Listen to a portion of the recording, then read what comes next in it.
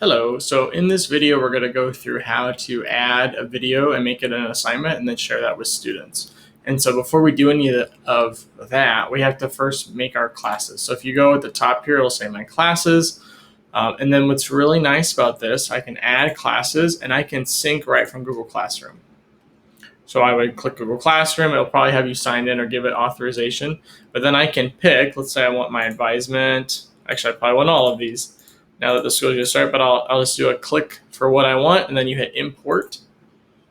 And it's going to add those classes and then the students within your class. So if I look at my advisement, which I'm in, if I go to students, these are all the students so far that have joined my Google Classroom for advisement.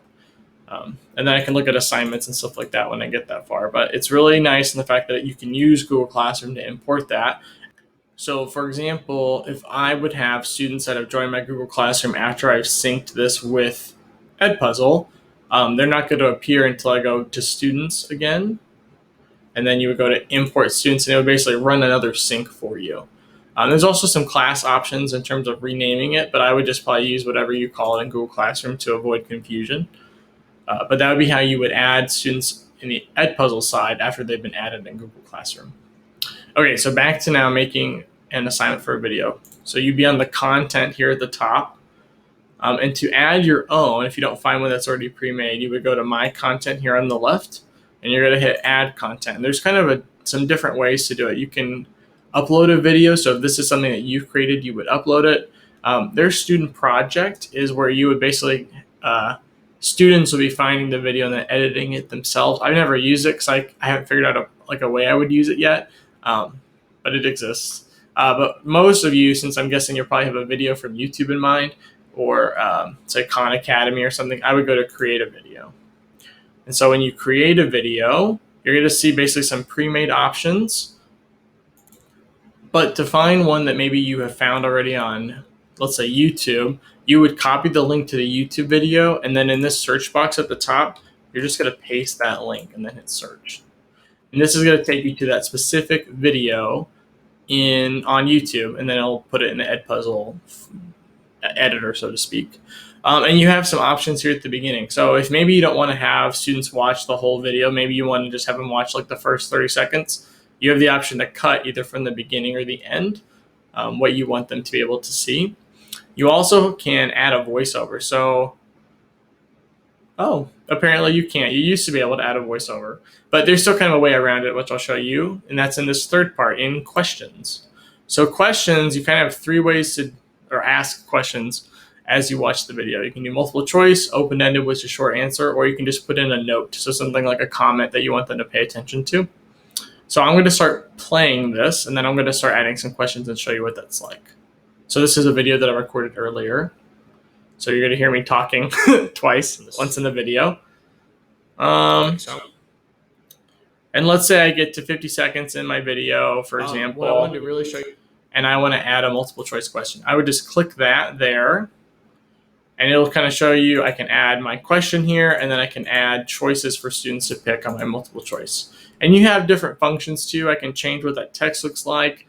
This is really helpful for math teachers. I can give it a subscript or this is a superscript or a subscript.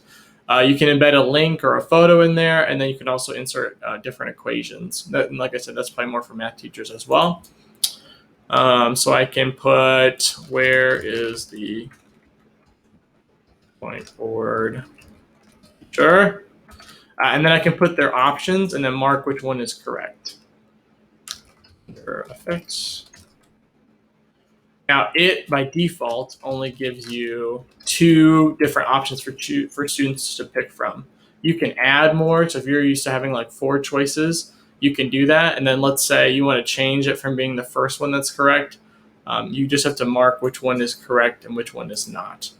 You can have multiple things correct too. Like I can have 2 checkboxes. But no, I have found that if I were to do that to kids, they get really confused and they might only check 2 and they're supposed to check 3 and it counts the whole thing wrong. So I try and stick to maybe 1 question, if that makes sense. Now, if I don't want it to be a multiple choice question, maybe I actually wanted it to be a short answer. If you click that drop down, you can always change it from one to the other. So now it's just that short answer question. Also, too, you can just have it be a note And on the student end, this is what I kind of like about it. So students can kind of see a timeline of all where the questions are going to be. And so usually I have questions, I kind of spread throughout to kind of, increase engagement. You don't really want to have one question at the beginning, nothing in the middle, and one at the end. It kind of gets boring for them. You space them out. That I've found that kind of works better. But sometimes I don't have anything to the very end, but I want them to watch that. And so I'll add a note and it looks like a question to them. And so they think they have to keep going to the end. So kind of a pro tip there. So I'm going to save my question. You can see all the different questions are going to be here on the left. So it kind of gives you a nice timeline of where they're all at. That was this whiteboard. So I'm going to move forward. We're going to add a note. And then you can add a voice recording that way. So sometimes I'll add a note at the beginning of a video, especially if I'm gone, to kind of say, hi, this is Mr. Worthman. I'm going to be gone today. Behave for the sub, that kind of thing. Really cool. So you can add different notes, questions throughout, and I'll put it on this nice little timeline here for everybody. So let's say you're done putting in questions. Remember, like I said, I always try and put one near the end to make sure they keep going till the end. And now you want to share it with students. You would go to finish in the top right-hand corner here. It's going to kind of show you the finished product. I'm going to move my camera out of the way because now you have different options. You can go back to editing it if maybe you wanted to add something. You could get rid of it. You can duplicate it if you wanted to. But the main thing you're going to be looking at is to assign it.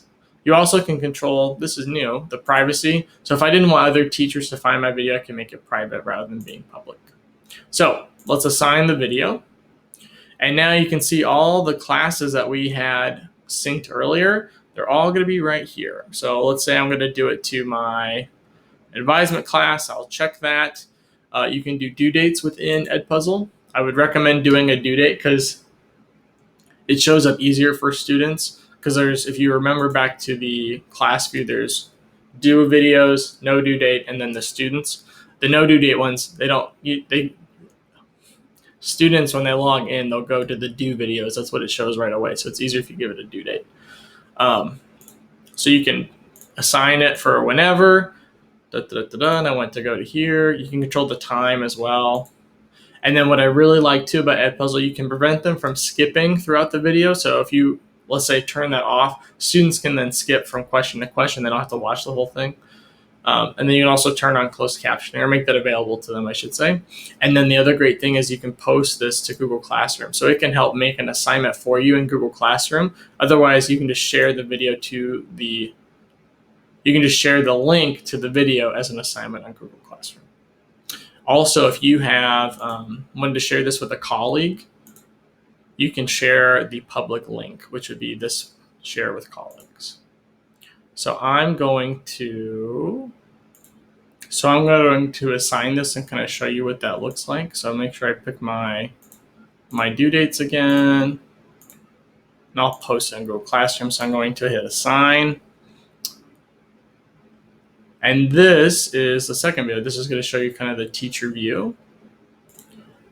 And if you selected it for it to be posted on Google Classroom, this is what it'll look like. So it makes it a draft assignment, and I can click on that, and it'll already have the link there for you for kids. And it will, let's say when you're, if you chose a due date, like mine is going to start tomorrow at 12 a.m. at midnight, you can see that's what it's scheduled for, is for to be posted at midnight tomorrow.